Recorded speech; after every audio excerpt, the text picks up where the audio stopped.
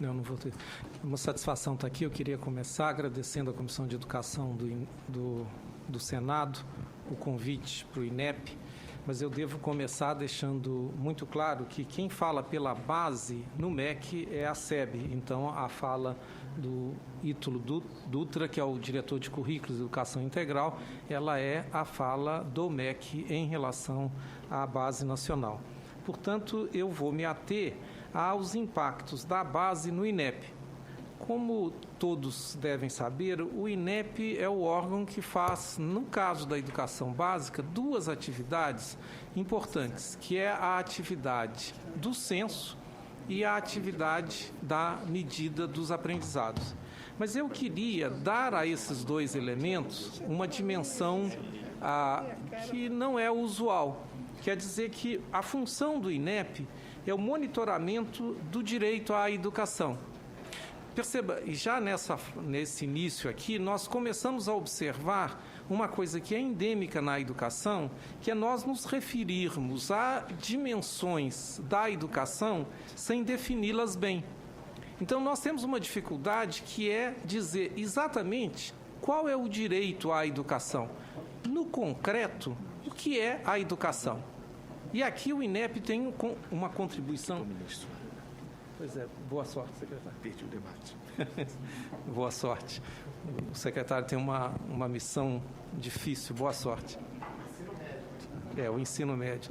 Mas, perceba, quando estamos falando de educação, eu trago, baseado na experiência do INEP, a seguinte formulação, que a educação é de qualidade quando 3 dimensões foram atendidas, e aproveitando o que o secretário Neto falava, em função do aluno. Então, esse aluno ele tem que ter um acesso a uma escola. Isso é fácil, a gente mede pelos censos do IBGE. Depois, ele tem que ter um progresso, uma trajetória dentro dessa escola. E eu já falo que trajetória é essa. E, finalmente, durante esse período, ele tem que ter adquirido os aprendizados, como o professor Lima colocou, aqueles aprendizados que ele precisa para a vida. Percebem? Então, eu tenho três dimensões muito claras para concretizar a educação.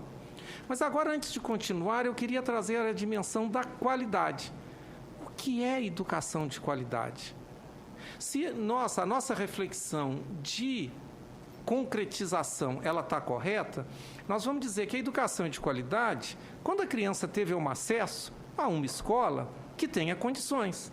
Então, é uma escola que tem que ter infraestrutura, que tem que ter corpo docente e que tem que ter projeto pedagógico.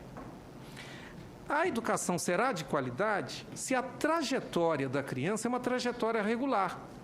Perceba, não é demais sonhar que a criança aos 6 esteja no primeiro ano, aos 7 no segundo, que ela complete o ensino fundamental, que ela vá para o ensino médio. Então, é trajetória regular. O INEP, recentemente, conseguiu sistematizar os dados. Nós temos os dados do censo por aluno desde 2007. Deixa eu sublinhar isso. Nós sabemos a trajetória de todos os alunos pelo nome dele, pelo nome da mãe, pela escola, dos alunos que estavam de 2007 na escola. E eu não preciso lhes dizer que hoje a gente já pode voltar naquela escola e nos perguntar onde estão os que estavam aqui em 2007. E aí a desigualdade já começa a se estabelecer. Uns já estão no ensino médio, bem, e os outros desapareceram. Então, educação de qualidade é uma educação concretizada. Nós temos na educação, no Brasil de forma geral, mas na educação uma enorme dificuldade de falar. Por isso é que nós sempre falamos qualidade sem dizer o que é. E agora tem uma coisa que eu vejo como muito ruim, que é adjetivar a qualidade, naturalmente, para os excluídos. Porque nós não precisamos para nós. Então, quando falo educação social de qualidade, sem definir o que é qualidade, a gente já fica falando, vão me negar alguma coisa. Então, a contribuição do INEP é acesso a uma escola com condições, é trajetória regular e é aprendizado. Os aprendizados, o professor Lima colocou, e eu só tenho que concordar com ele, perceba que eu estou usando a palavra aprendizados no plural, porque eu vejo de 3 dimensões, Eu tenho os técnicos e os científicos, que são aqueles muito associados com a experiência escolar. Eu tenho os atitudinais, os socioemocionais, por exemplo, conviver com diferenças, que é algo que no Brasil é absolutamente fundamental. Não existe o brasileiro típico, né? Portanto, isso é algo importante que tem que estar no projeto pedagógico. E, finalmente, no círculo mais externo, eu colocaria as habilidades, e aí a palavra habilidade não soa bem, que são éticas e sociais, cidadãs. Perceba, mas essa sequência, uma não exclui a outra. É cinismo eu dizer que o aluno vai aprender cidadania se ele não sabe leitura. A leitura, portanto, eu vou trabalhar nesse sentido, seria o meu eixo condutor. Quando estamos falando de aprendizados, eu vou dizer o aprendizado da leitura, para conduzir a segunda parte da minha fala. O INEP está muito envolvido em medir a leitura. Por que nós temos que medir? Porque o direito é de todos. E a única maneira de eu atingir milhões de alunos é ter um processo sistematizado. Perceba, esse eu é o Estado. É completamente diferente quando eu estou me referindo da relação do professor com o seu aluno, numa turma. Aí eu não preciso de medida. Mas as redes, os sistemas municipais, estaduais ou o que for, nós precisamos de ter medidas gerais. E nós temos 3 medidas. Eu tenho a primeira medida, que é a medida da Avaliação Nacional da Alfabetização, chamada ANA, que ocorre a cada 2 anos. Já ocorreram 2 ciclos. E nós divulgamos, o ano passado, os resultados do primeiro e do segundo ciclo. Nós tivemos a oportunidade de divulgar conjuntamente para que a gente pudesse apresentar uma escala, apresentar interpretações. Já desapareceu do debate o resultado terrível que nós apresentamos. Mas isso não deveria desaparecer.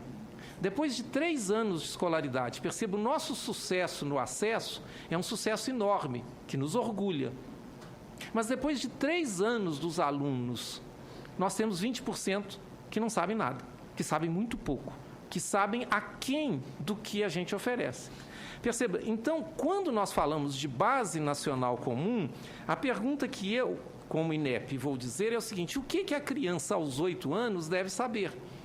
Novamente, é um pedido para uma explicitação clara do que é estar alfabetizado. Se eu não tenho uma definição do que é estar alfabetizado, dificilmente eu vou conseguir verificar se o direito de estar alfabetizado foi atendido ou não. Perceba, aqui a discussão da base ela é absolutamente fundamental. Tem muita discussão que diz que estar para aprender a ler, eu gosto muito dessa quase um jogo de palavras, que você está alfabetizado quando você deixou de aprender a ler e passou a ler para aprender. Você ganhou autonomia. Pois bem, há todo um esforço teórico que diz que eu aprendo a ler quando eu sou capaz de decodificar, descobrir que as letras estão associadas com sons. E eu aprendo a compreensão. Então, eu tenho essas 2 dimensões, a decodificação e a compreensão. Percebeu? Eu estou aqui falando, não existe decodificação envolvida. Está indo a minha fala para o cérebro e vocês estão me entendendo, se estão me entendendo. Então, nós precisamos de dizer o que é estar alfabetizado, para que, então, o INEP possa dar uma estatística que diga onde há e onde não há alfabetização. Se a gente não fizer isso, nós já sabemos quem vai pagar. Nós já sabemos quem vai pagar, que são aqueles que precisam mais das definições claras. A vacina foi muito importante, porque ela disse, olha, se você não se vacinar, você corre o risco dessa ou daquela enfermidade. Pois bem, na educação fundamental, o estar alfabetizado é o início. E a base vai nos dizer. No dia que nos disser, nós vamos mudar os nossos testes de acordo com isso. Mas perceba, a discussão é importante. O segundo teste de leitura que nós fazemos, perceba, eu estou falando de leitura, mas eu expandiria isso, é uma discussão grande. Mas o ensino fundamental, no limite, ele é um projeto de leitura. Perceba, se os nossos estudantes saíssem do ensino médio com capacidade de ler textos, e eu falei médio, não falei fundamental, de ler textos, entender esses textos e se expressar com uma complexidade adequada à cidadania, seria um grande sucesso. Mas no ensino fundamental nós temos a Prova Brasil. A Prova Brasil é 5º e 9º ano. Ela nos dá os insumos para produzir o IDEB, que é a bússola da educação básica brasileira. O que deve ler um aluno do ensino básico de 11 ou de 14 anos? Essa é uma resposta que a base tem que nos dar. Qual é a complexidade do texto que um aluno de 15 anos deve ler no Brasil? O meu colega português, discutindo com ele, e a língua é a mesma, ele me disse: Chico, todo mundo me chama de Chico, então agora eu não acharia ruim, depois do Papa Francisco, ser chamado de Francisco, mas como eu já sou Chico Soares, ele falou: Chico, o nosso texto está 2 anos na frente do de vocês. Então, o que vocês estão dando lá para a criança de 11 anos é o que nós damos para a criança de 9 anos. Eu não sei se isso é correto. Isso foi um encontro de congresso. Mas isso é algo que a nossa base tem que tratar. Nós temos que ter expectativas claras de aprendizado. E eu caminho agora para o Enem, que é o 3º exame que nós temos. Eu disse que nós temos a Avaliação Nacional da Alfabetização, eu tenho a Prova Brasil, eu tenho o Enem. O Enem, a questão da leitura está lá, mas o Enem pauta o ensino médio. Na realidade, ele enjaula o ensino médio. Todo mundo acaba organizando o seu ensino médio em função do Enem. Isso gera muitas dificuldades, mas tem algumas vantagens importantes. O Enem é um padrão nacional. Perceba, o país, a cidadania, o direito à educação implica em padrões. Eu não posso terminar o ensino médio sabendo menos do que ali. E insisto, nesse instante eu estou focado numa coisa simples, mas essencial, que é a leitura. Bem, o INEP poderia ainda contribuir muito na questão da linguagem pedagógica. Por que é tão difícil a educação caminhar? Um dos motivos é que nós usamos as mesmas palavras para conceitos completamente diferentes, ou pelo menos não concordantes. E existe até um certo cansaço. A pessoa fala: é impossível na educação. Eu gosto de fazer uma comparação com a medicina, que tem a CID, Classificação Internacional das Doenças. Você é atendido lá no sul do Chile e vai para Fortaleza e o médico entende. E de Fortaleza vai para Vladivostok e o médico entende. Eles se comunicam com alguma coisa internacional. Nós nunca vamos ter isso na educação. Mas a gente precisava convergir para algumas coisas, que nos ajudaria muito. Então, a base também vai nos dizer isso. O secretário Neto dizia que ele sente falta de uma linguagem. Mas, grosso modo, quando ele falava de competências, né, eu prefiro aqui o termo habilidade, isso já mostra a necessidade da discussão. Então, 3 níveis. Eu tenho o nível do lembrar, eu tenho o nível do compreender e eu tenho o nível do aplicar. Perceba, nós todos temos que saber que 8 vezes 7 é 56. Isso faz parte. Isso é pouco. Mas sem isso eu não caminho. O que me interessa, entretanto, vai ser, adquirido esse conhecimento, colocar esse conhecimento dentro da vida. Mas aí eu preciso ter uma linguagem. Essa seria a linguagem da Base Nacional Comum. Quer dizer, a base, ela também pode nos criar uma linguagem pedagógica. Perceba, o fato de não termos linguagem pedagógica tem um custo. E qual é o custo? É o custo das crianças que não aprendem o que precisam para a sua progressão e depois dos jovens que não aprendem o que precisam para a sua inserção. Eu termino, então, dizendo que o INEP está colaborando e ele terá que mudar os seus testes depois que a base for promulgada. Nós temos a capacidade de fazer isso, faremos isso com toda satisfação. Como o secretário Neto pediu, haverá um prazo de transição. Mas a discussão da base, eu insisto, ela é absolutamente fundamental, não só para garantir direitos, mas também para diminuir desigualdades. E me permite estender um pouquinho a discussão, quando eu falei muito de direitos. Perceba, é muito importante para mim dizer que primeiro vem o direito. Tem muitos liberais que gostam de dizer igualdade de oportunidades. E eu olho para a criança chegando na escola aos 6 anos. Não é igualdade. Alguém tem que se responsabilizar e dizer que está mais do lado de cá, do Estado, da família, a responsabilidade de garantir a ela o aprendizado. Agora, falar de meritocracia aos 6 anos, aos 7 anos, aí é mais difícil ainda. Entretanto, quando você terminou o ensino médio, está chegando na universidade, é razoável dizer, um estudou, todos tiveram condições, você optou. Então, existe, numa maneira de pensar, de princípios, que também a base deve nos ajudar. Se dependesse de mim, e só posso falar agora, pessoal, eu diria que a base, primeiro, é para garantir direitos, para reduzir desigualdades. Muito obrigado. Muito obrigado, professor Chico. Eu vou pedir aos que vão falar depois uma coisa difícil, uma redução no tempo, porque normalmente nossas sessões ordinárias começam às 4, mas hoje começou bem mais cedo porque estamos discutindo um projeto relacionado ao pré-sal, à Petrobras, à exploração do petróleo.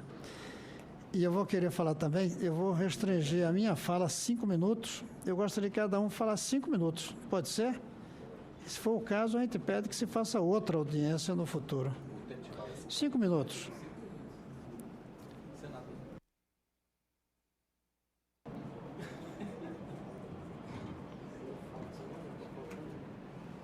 Pode.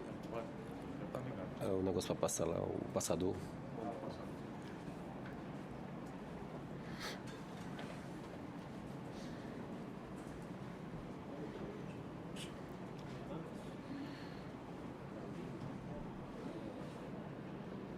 Não, ainda não.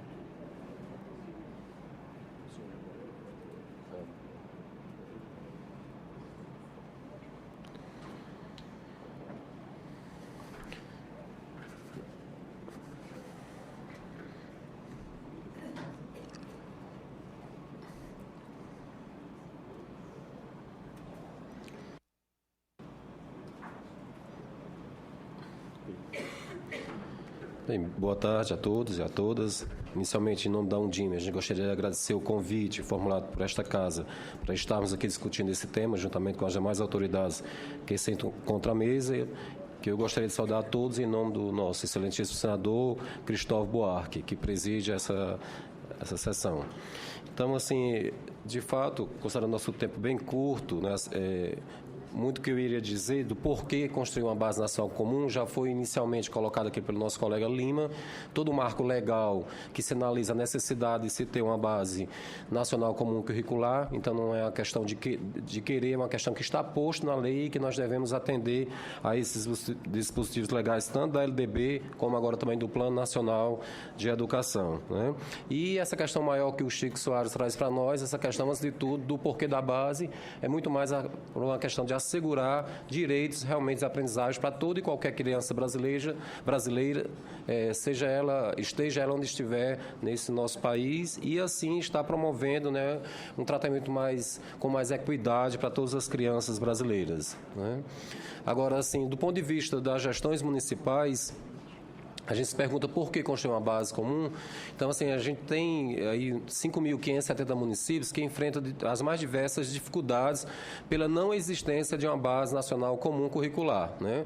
Algumas dessas dificuldades que eu pontuo aqui, primeiro é a questão da indefinição sobre a especificidade dos programas de formação inicial de professores. Então, a gente tem uma diversidade de currículos, o que está sendo formado, como está sendo formado e para quê. Então, há uma diversidade, nem sempre vem ao encontro do que a escola realmente precisa, né?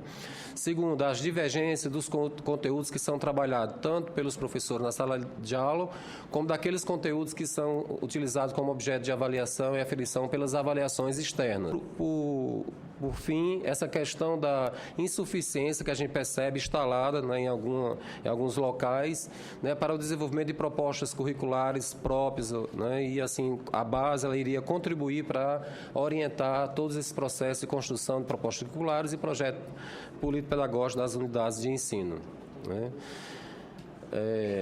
A gente percebe também que a construção, a definição de uma base nacional comum, a exemplo do que preceitua a legislação, ela vem corrigir uma coisa, uma distorção no nosso sistema educacional brasileiro, né? O Brasil o Chico que está à mesa, ele testemunha, nós avançamos largamente na questão da avaliação educacional em larga escala.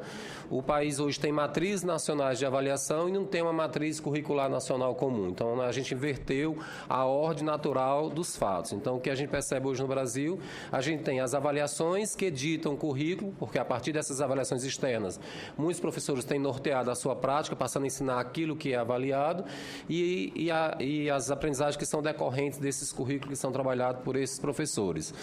E a gente sabe que com a definição da base curricular, então nós teríamos essa ordem restabelecida, né, definindo primeiro, a partir da base, nós teríamos a definição desses currículos de forma mais clara, transparente e objetiva.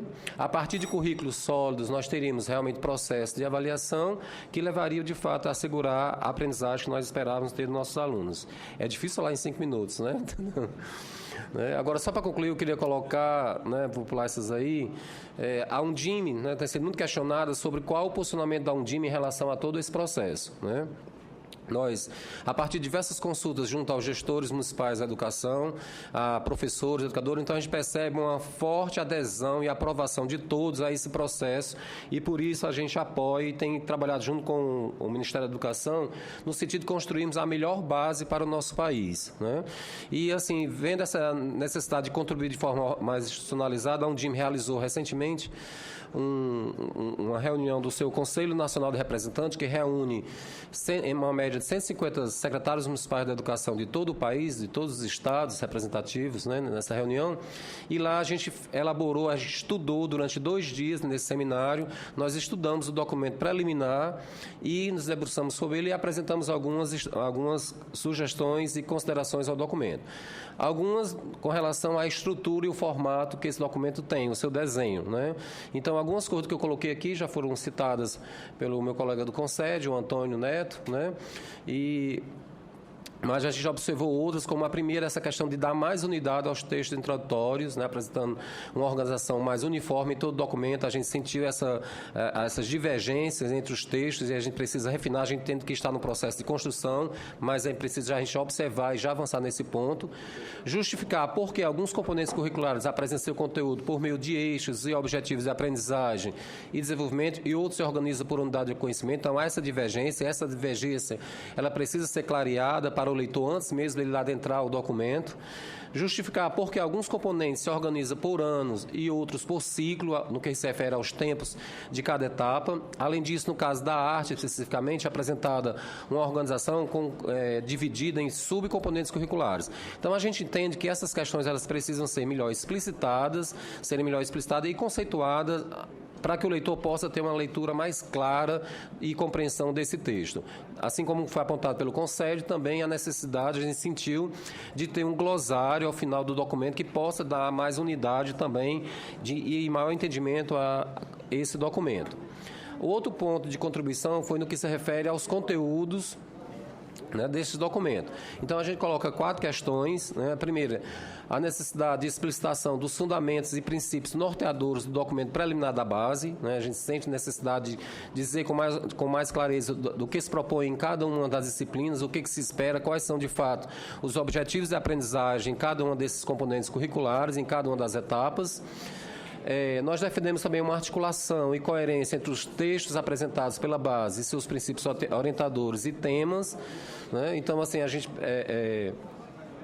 sente essa necessidade de clarear melhor esses objetivos de aprendizagem. O terceiro, que também já foi ressaltado aqui pelo Concede e tem sido uma crítica recorrente, a necessidade também da gente ter muito clara essa questão da progressão dos objetivos de aprendizagem ao longo de cada ciclo, cada etapa de série de aprendizagem dos nossos alunos. Então, assim, como se dará a evolução dessa aprendizagem desde a educação infantil até o ensino médio, é importante que isso esteja muito claro e esteja claro para o professor o que a criança precisa aprender ao término de cada uma dessas etapas.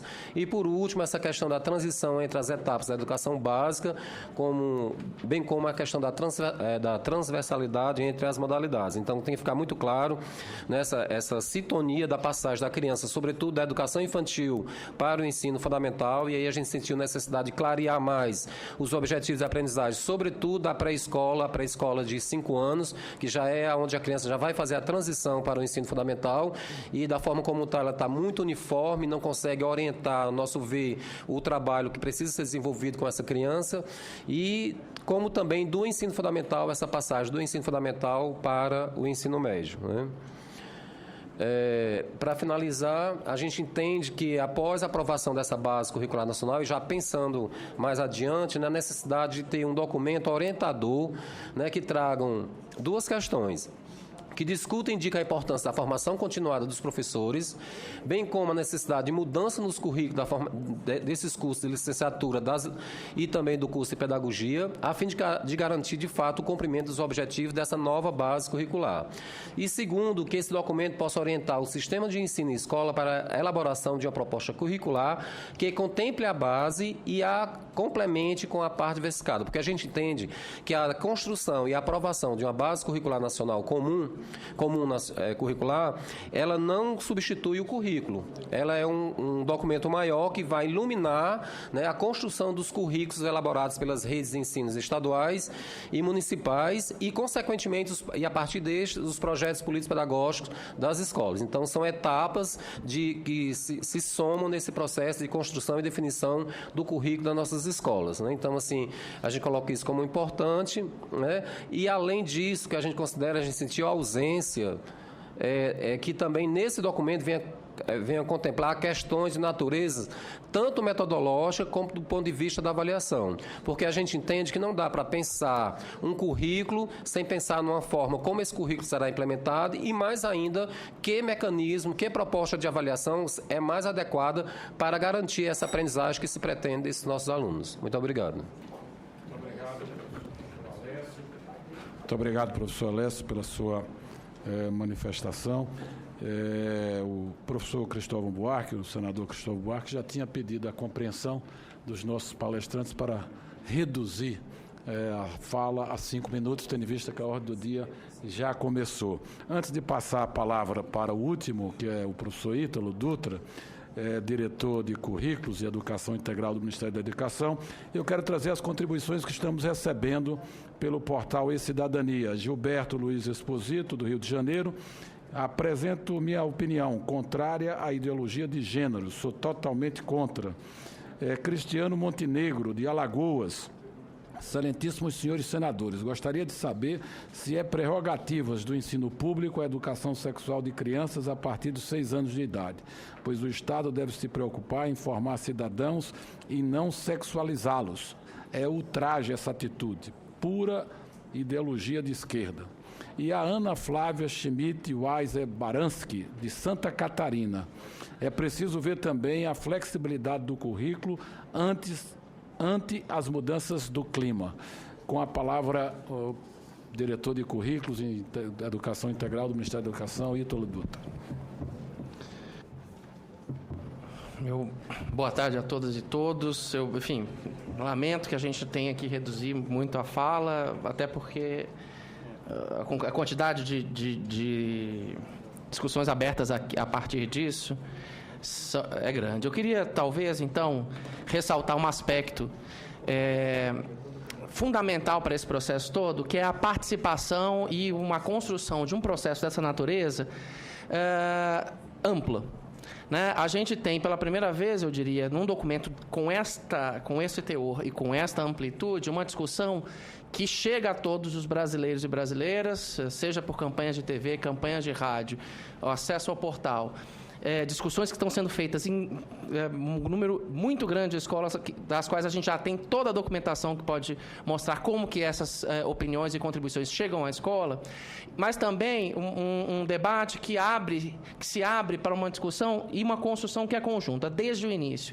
A proposta preliminar que o MEC apresentou no dia 16 de setembro, ela foi construída a partir de um conjunto de especialistas de universidades indicados pela Secretaria de Educação Básica, metade dessa comissão, e a outra metade de professores de educação básica indicados por estados, pelas secretarias municipais, né, as undimes estaduais, e os secretarias estaduais da educação, professores de escola pública de educação básica.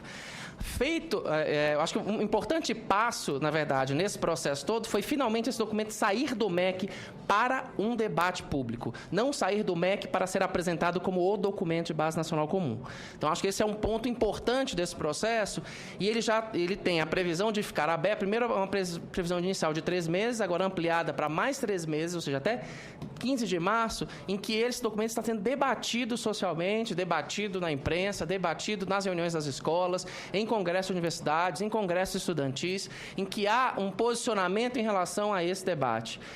E, portanto, esse posicionamento, e obviamente chegar a um entendimento nacional não será um processo fácil, mas o Ministério da Educação tem optado por dar toda a transparência possível a esse processo. O portal da Base Nacional Comum Curricular, criado com a finalidade de coletar informações e contribuições dos cidadãos em 3 categorias, ou seja, de forma mais individual e 2 categorias mais coletivas, ou seja, quaisquer tipo de organização, e privilegiando as unidades escolares de educação básica, recebeu um número muito grande de contribuições. As contribuições estão sendo totalmente sistematizadas, todos os relatórios estão sendo colocados no próprio portal, todas as contribuições que foram feitas, elas estão públicas e identificadas. As pessoas que entraram, ao acessarem o portal, deram a anuência de que essas contribuições são públicas. Além disso, a gente está tentando fazer toda uma construção e uma concertação no sentido de ouvir esse público ampliado no portal, mas também ouvir sociedades acadêmicas e científicas. Quero louvar mais uma vez o papel das comissões de educação da Câmara e do Senado, que têm feito audiências públicas em que a gente pode fazer esse debate também publicamente aqui nessa casa. Também a gente poder ampliar esse debate a partir de consulta a especialistas que não fizeram parte da redação, e todos os pareceres críticos já estão sendo colocados no portal da Base Nacional Comum. Então, todo esse processo se abre para uma discussão em termos de participação que é bastante intensa, né? São mais de 250 mil usuários individuais cadastrados, quase 37 mil escolas cadastradas, mais de 3.500 organizações cadastradas no portal que estão fazendo contribuições. Então, a gente tem estimulado debates e construções públicas e discussões públicas. Só na equipe do MEC e juntando a equipe de especialistas que compuseram fizeram a redação do documento preliminar, nós temos mais de 600 reuniões registradas em todo o país. A gente está também coletando de cada uma das escolas e organizações que fizeram uma contribuição no portal, quantas reuniões fizeram, quem participou dessas reuniões, como elas foram organizadas. Então, é um processo de grande monta, e que a gente espera ver, a partir desse processo, na verdade, informações suficientes que nos permitam constituir um arcabouço de opiniões, e de sugestões e de debates que cheguem a um entendimento nacional. Complexo, difícil, mas balizado pela garantia do direito, pela legislação brasileira, pelas diretrizes, pela lei LDB, que a gente já tem, que dão suporte às escolhas que a gente vai ter que fazer a partir dessa ampla discussão nacional. Então, acho que eu só queria ressaltar a disposição do Ministério da Educação nesse sentido de fazer essa negociação aberta, da compreensão, inclusive, de que muitos dos aspectos que já foram apontados aqui como críticas já estão sendo adotadas como diretrizes principais para a revisão da proposta preliminar. Esse relatório e essas diretrizes já constam no portal da Base Nacional Comum, justamente apontando essas críticas pontuais que têm aparecido de forma bem geral, né? As questões da progressão, as questões que envolvem componentes curriculares específicos, as questões que envolvem a clareza e a organização do documento, a questão da explicitação de conceitos mais gerais, que a gente, exatamente pelo ordenamento normativo em que a base se coloca, de que ela está submetida às diretrizes curriculares, mas a gente já tomou a decisão de que a própria documento da base vai ter que repetir muitas dessas coisas que já estão na legislação, fazendo referência à legislação, mas para deixar claro que ela está sob o arcabouço normativo, legal e depois normativo, a qual ela está submetida. Então, acho que só que eu gostaria de ressaltar esse processo e a importância de eventos como esse, que acho que ampliam o debate para um número muito grande da população brasileira, enfim, para que a gente possa ter a segurança, digamos, de encaminhar um processo de construção que seja, de fato, nacional, né? Que não seja a partir simplesmente daquilo que o MEC acha ou que o grupo de especialistas que o MEC chamou para discutir, que seja colocado como um documento com esse impacto e com essa importância.